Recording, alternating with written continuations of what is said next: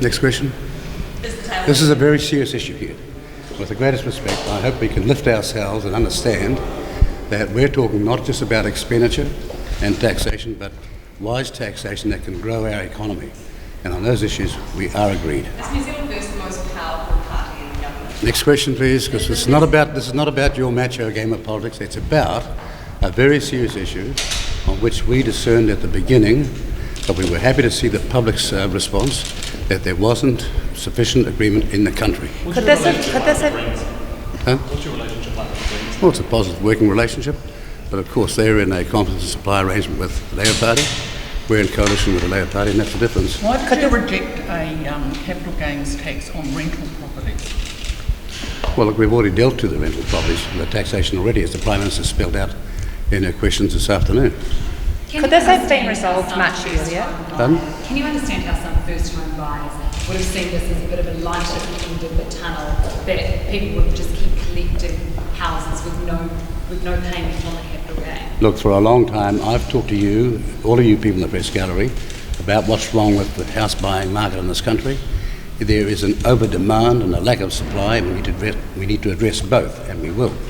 This is coalition politics, though, isn't it? I mean, yes, you decide against it, and the government, which is much larger than your party, has to basically toe the line.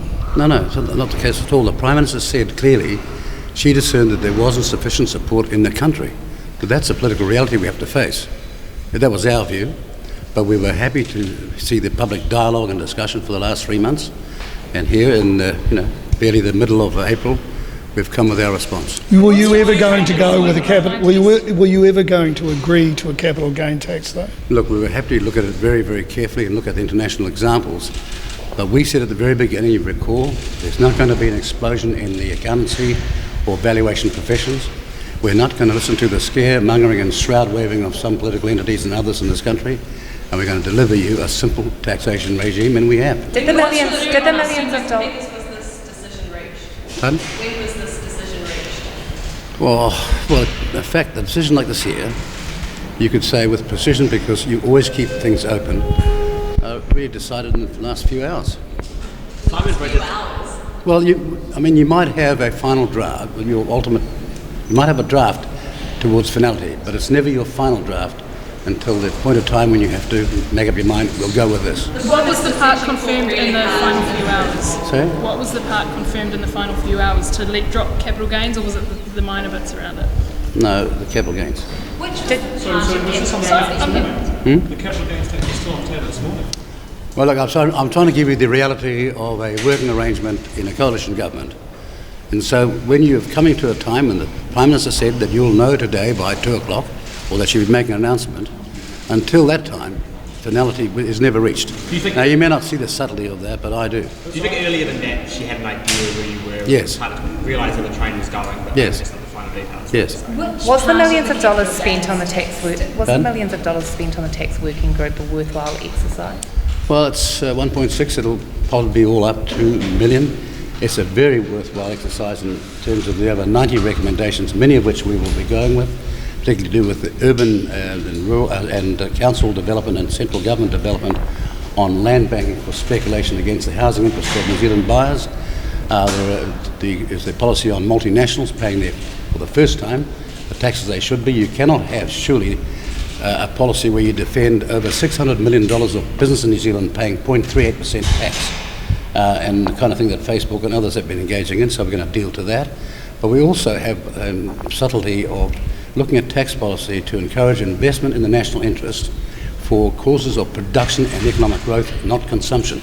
So there's a lot in this report from the Cullen Group that we will carry on working. And just to be clear on the timing, on Monday at Cabinet, you had not completely ruled out capital gains tax at that point. No, the reality of political decision making is that you might have got to almost the final decision, but you always wait because you don't know what the circumstances might be that change just a matter of days, and things happen and events change. And in fact, I can give you a lot of examples like that, but it's not connected with this debate today. What did you give up, Mr. Peters?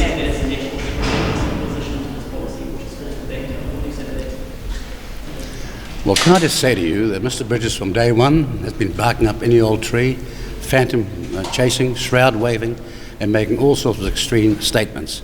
He was wrong then, he was wrong on Monday, he was wrong yesterday, and he's wrong now, and this surely is the final coffin in his political leadership. Do you think this decision takes away his best political weapon?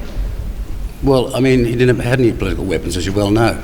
The fact that the Prime Minister has ruled out the capital gains tax under the first Prime Minister ever, does that suggest that New Zealand First and Labour could work together again at the next election? That this is not Look, a going deal? Tova, I'm here to talk about a very serious issue which has exercised the government and a lot of people's minds, including yours, over the last few months. Now, you want to jump to the 2020 election. Unlike all other parties, we don't do deals beforehand. You've never given us credit for it. We're unique in that context. We are a party of principle, and no one else can say that. And today is our 26th birthday of the 17th of April, a by-election win in Tauranga, which 3 months later saw the formation of New Zealand First. You'll obviously be happy with the outcome today, though, won't you? It's not a bad birthday present, is it? Well, it's not happy in a sense because, look, politics and coalitions are difficult to operate. This has been a most successful coalition in an unexpected way, and it's not a matter of being happy or who won or who lost. What really matters is, have we got the right policy, all of us, that has the support of what I believe is the mass majority of New Zealanders. Bear in mind this, look, there are a whole lot of people in the housing market because they were pushed there by the jungle created by the Longy government, not by Longy but by Douglas, 84 onwards. And the experience from that jungle was people thought, I won't go into the share market, it's so irresponsible, I'll go into the housing market. Now, having done that and sent people all those signals, in our view, it would have been wrong to start hammering them for having made that decision forced upon them by irresponsible neoliberal politicians. You know who those people were, don't you? Mr. Peters, which part of the capital gains tax sticks in your craw the most? Was it the farming side of things? No, it was its absolute complexity, and I'd never seen anywhere in the world where the stated purpose for which it was introduced ever ended up being successful. So having had a good look at that, we decided there are better ways by which we might reform our tax system to give people a fairer go, and where the gap between the rich and the poor can be closed. But this is not the pathway. Would you any time consider capital gains tax on rental properties, though? That's just diluted. Well, you know, but people buy a second, third home for their retirement. It is quite possible that they're being rented. So if you slam it on that, then you've got a capital gains tax, full stop, right? In circumstances which would be unfair.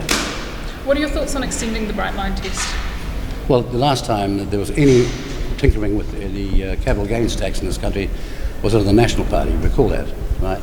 And while they're out there making all sorts of posturing statements, it was they that did it. So would you But they failed to respond to the real issues of the market, the growing and artificially growing demand, and the appalling lack of supply of housing in this country. So just want to clarify, would you rule out extending the bright line test? If the Prime Minister didn't announce that, I want to know what you think. well, if you want to know what I think personally, the bright line test at 5 years is fine. What do you have to say about Simon Bridges' leadership? What I've told you for a long, long time, and very shortly, probably before their national conference in July, you're going to find out who was right and who was wrong. But I know you won't be saying that I was right or wrong, because you guys are not very charitable when it comes to who might know more about politics than you do. Do you think you had more power in this coalition than you had in your previous other two coalitions? It's not about power. But the question is... Well, with great respect, I don't know if you know my career, but I've walked out of cabinet on past occasions from this job and being the treasurer of this country, because I didn't believe what was going to happen next was in any way defensible, and I still stand by that. Do you threaten to walk out of So it's not about power. Do you threaten to walk out of cabinet or leave the government over this issue? Of course not. Is New Zealand's tax system Pardon? Is New Zealand's tax system fair? It could be fairer, and we need to work on that. What would you do? Well, for example, the multinationals paying under 1% taxation, or paying no taxation at all.